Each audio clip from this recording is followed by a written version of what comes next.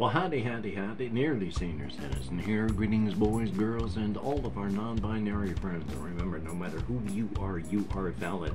Not that long ago, I did a leaf-through of the rules here for this thing, of which I'm going to reach outside the window here and hit something that I don't know how to hit. So it's going to be single page. But beforehand, we had gone through how to play the game, this, that, and the other, and all the various rules, blah, blah, blah, blah, blah. And it's not a very long game. You can see you can see that, but there we go. We've gone through all of the booklet.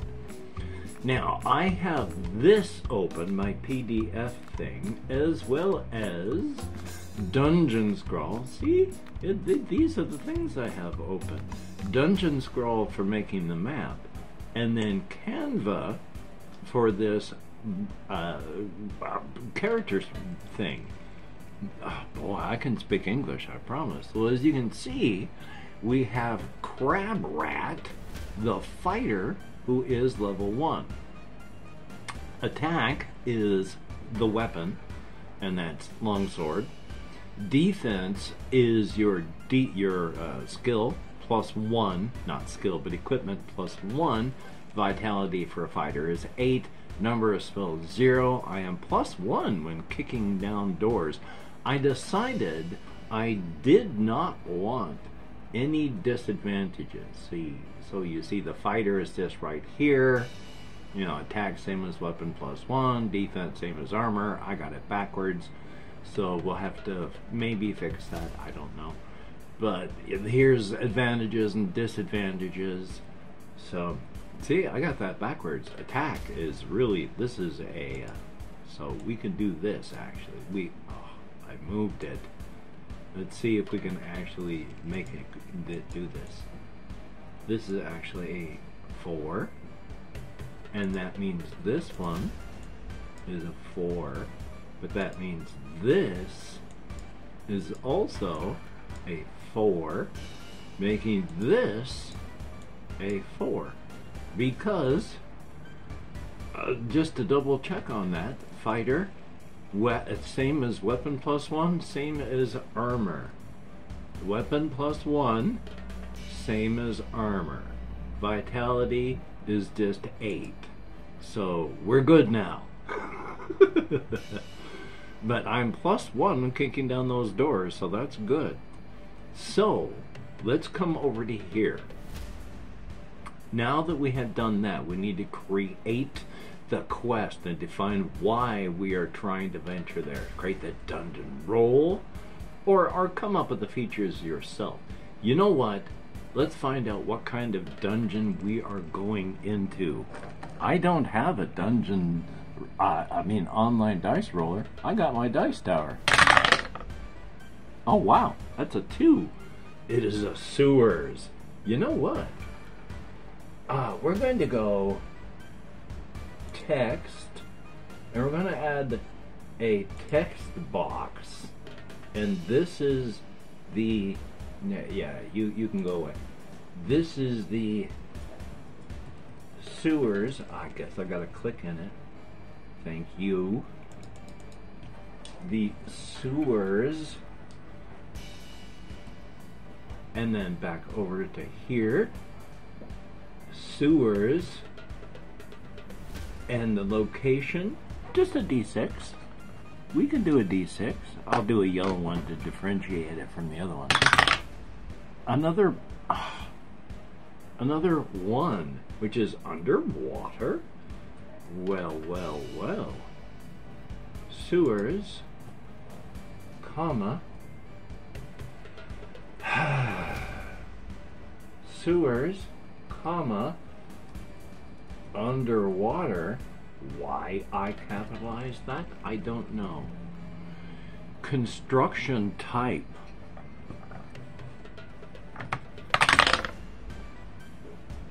Is masonry. We're just writing this down for, just because, you know. And it's masonry. I mean, we might as well. it's interesting to know. Dungeon status. 3. Decaying. Ooh. That's actually, you see, this adds character to it. Now we're getting a feel. We'll put abandoned.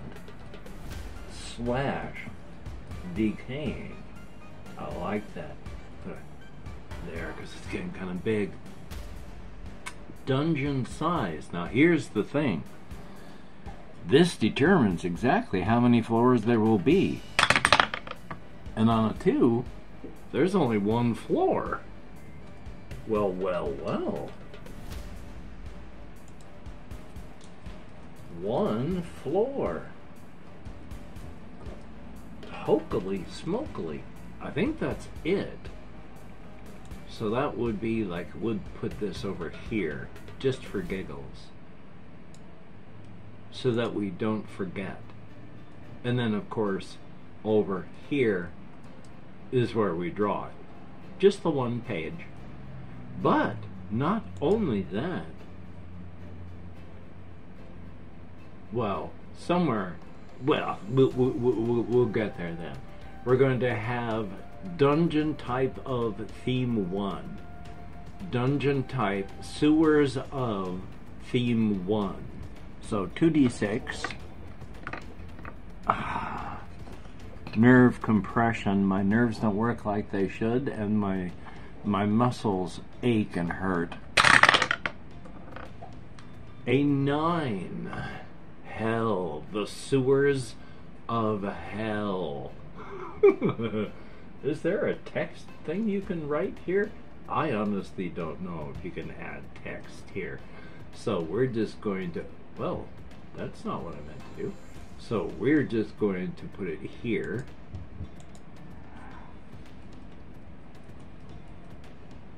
Sewers of hell. Cool. So alrighty, the quest goal. Alrighty then, let's find out what our goal is here. Nerve compression, so much fun. This hand, my right, does not work like it should at all. It is not good. And then this arm right now is in so much pain. A1. Defeat all enemies. Well, well, well, that's actually kind of easy. In fact, we'll go down, look down one more. It's just, artifacts? No, just defeat all enemies. Let's write that down so we don't forget. Defeat all enemies. Thank you very, very much. So now we generate the actual dungeon. So now it is 1 floor.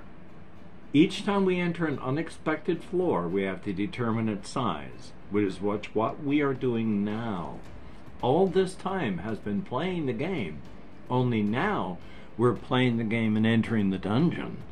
So let us just, I take gabapentin as medication, and it garbles your speech when you talk. Not all the time, only when it's very annoying. So now let us roll 2d6 to determine the dungeon size, which actually just tells us as an 8, it's medium, so it is 1d6 plus 8 rooms. Let us find out how big that is. 1d6 plus 8. 12 rooms in size. Okie dokie. And the dungeon is a staircase, and that is where we begin. And that would be like just one thing that needs to be bigger. There. And this is a stairwell, and I don't know how to make stairwell symbols. You see, that's object, pan, regular polygon, path, polygon, wall, select, door, stairs. Stairs are not anywhere. Why can't I just see stairs? Images of stairs. Oh my God. Okay.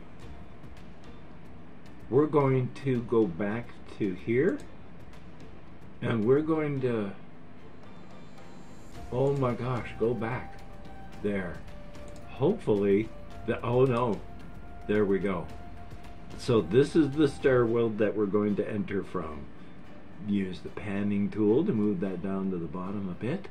Okay, let's go back to the book. Dungeon segments. As soon as you enter an unexplored segment, determine its type by rolling. Let us see what type of segment we have entered. And with a 4, we can see we have entered a room. And to determine the size, roll on the table. And with a 1, we can see that is tiny.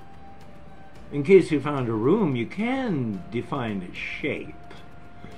You know what?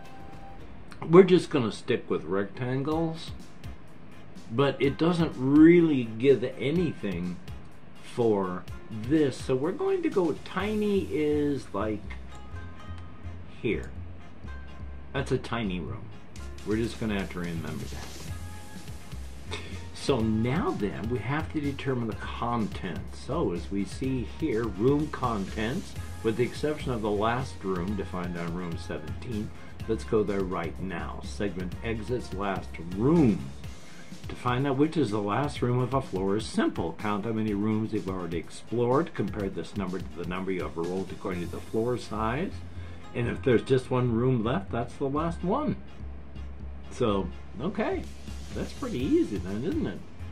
So let us roll for room contents. Roll twice. If you get the same result, just ignore it. We can do that. Let us roll twice. A 2 and a 3.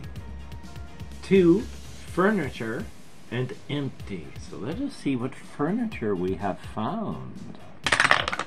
And with a 6, the furniture, oh, it's 2d6. Okay. 6 plus a 5, that's an 11. It is, oh, a sarcophagus. Now, thread. You don't always roll thread, do you? Good golly, Miss Molly. I guess you do. So, yeah, that was a sarcophagus thread. What does it say about that? It doesn't. Huh. Roll on its corresponding table below, and when needed, well, oh, roll a threat, roll a trap. We don't do the threat, we don't do the trap, we don't do the encounter. We've just done the contents, and we know that the contents is a sarcophagus, so that is pointless. And, well, we have finished that room. So with the exception of the last room, roll twice to determine the exits. To determine the exits of a corridor, just roll once. Well, okay. Now that we have defeated the sarcophagus, let us see what furniture we have with a 1d6 location. Since this is a room, roll twice. A 3 and a 2. A 3 is east, a 2 is north. So if we go to, I've forgotten how the heck do we erase? Like wall, and I want to put well, no, I want to have the opening, don't I? Like here and here, it said. So there's 2 doors. Oh yes, this is an opening, isn't it? There we go. 2 doors there and there. Defeat all enemies in the sewers of hell. Okie dokie. If you reach a dead end, no, it's not the last room, because the last room is, well, what did we say? It was 8 4 plus the, it was now I've forgotten. Didn't I write it down here? Yeah, we'll call it, since I can't remember writing it down, what number is that? It was like a D6 plus 4. D6 would be. Oh, good golly, Miss Molly, my brain hurts. I am sincerely sorry. I know I have a brain. This was medium, wasn't it? D6 plus 8? D6, 8. I think it was a 4 before. We'll call it 12 rooms. Because you get to do that if you want. Make some decisions by fiat. So 8 rooms, 7 plus final boss room. And we have just done room 1 with the sarcophagus.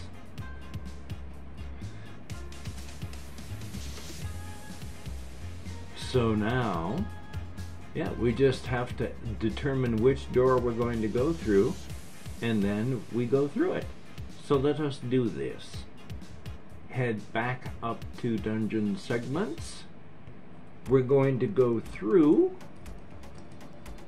this north door. Well, that's special. We're going to go through this north door. So let us roll and see what type of room it is. With a 4, that is another room, and the size 2, it is small. We'll just do that right now. This is tiny, so this is small. There we go, and then get out of there. There we go.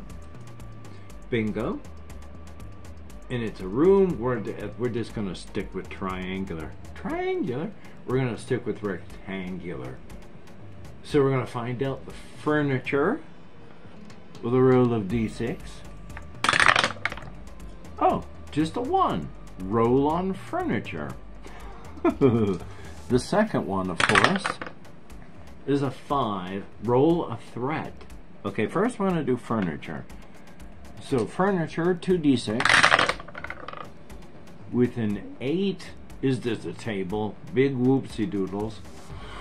The other was roll a threat, and that's just a d6. See if it's an encounter or a trap. And with a 6, that is, oh, it's a trap.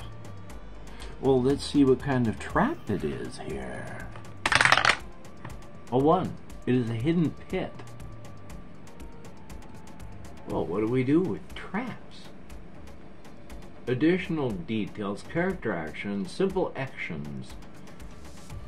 Like a trap? Like a,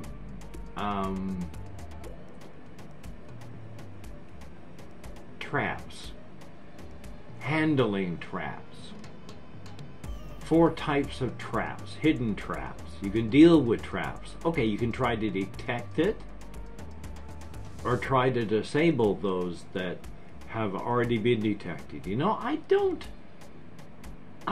think I have that skill. So it's a hidden pit, holes in the ground with spikes. Oh, if you fall in the hidden pit, you lose 4 vitality. Do I do avoid? I'm going to try to avoid a trap. So we're going to roll a skill test, because I'm trying to avoid falling in and getting my head eaten by rats. Now, where did they have skill checks? I think it was up here? No, now we're up in the character creation. Ah, skill test. Simple actions. Roll a d6, apply modifiers to the roll. No, we just roll a d6 in this case. So let's go to try to avoid. Let us try to avoid. Roll a d6. If it is a 3 or less, I take full damage. And with a 2, I take full damage. I have lost 4. Oh boy. vitality, and I've only got 8. So, oh my gosh, really? Really? I don't even know where your thing to change some of your other things is. So let's see if we can get to this now. Good. You're at 4. That's just smaller to read, but still at least slightly legible, I hope. I am now at 4 vitality. That sucked. Okay. So I got badly hurt in this room with the trap. There was, you know, I don't know what we do for treasure. There's got to be treasure. How? Oh, I guess it's special content. Let's take a quick look here. Character actions, is there not? Like search for treasure, skill check, search for secret doors, sneak past enemies, unlock, search for... You're just going to have engage in combat. This is like, that one's math. And then running away and fighting, casting spells, searching for treasure. You can only do this on a furnished segment. Clear of threats only once for that segment. Okay, I should have done that for the last segment, and I didn't. So we're going to roll for that segment, and then we're going to roll for the current segment. The first segment had a sarcophagus. So I get a roll, oh boy. This could be combat. So it's second room, it's a table. We're not going to search the first room because of the sarcophagus. The second room is the table, so we're going to search that.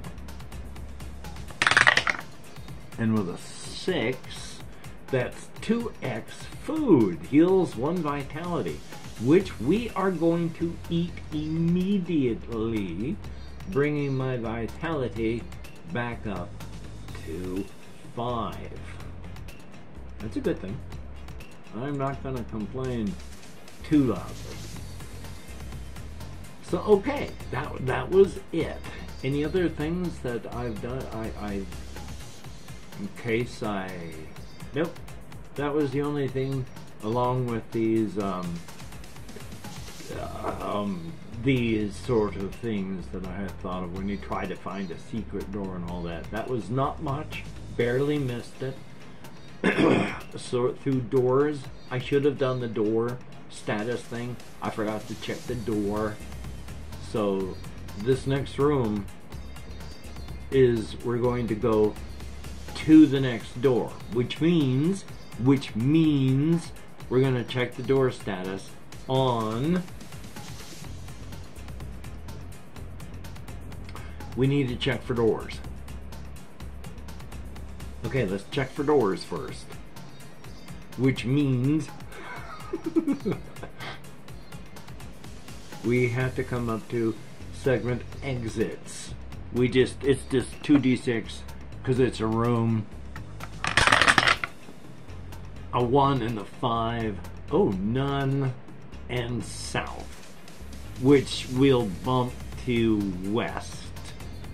So we're going to put 1 door on the west, which is right here.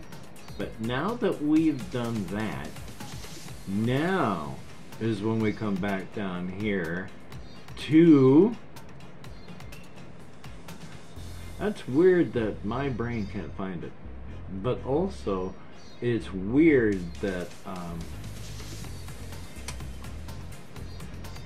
where is my brain? Where is the door check? Okay, right here in front of my head. Okay, let us see what kind of door we have in front of us. And with a 9, that is a locked door. Can be unlocked or knocked down. Now, I can't unlock it. I mean, a skill check, but that's alarms. Or 3 or less. I roll 3 dice though. And I get to pick the highest. See, skill test. Where's skill test? Skill tests. if you have extra dice, you keep the higher number rolled, discarding the lowest. You see, you just want to break 4. 4 or higher is what you got to get on your skill check. And since this is breaking down a door, I get to roll 3 dice. I could still get badly hurt. So you know what? Let's try it. I don't necessarily want to have a... I should... You know what? We're just going to try to unlock it. I don't have anything extra, so I need to get a 4 or above. Well, I need to get a 5 or 6, or it's going to be combat.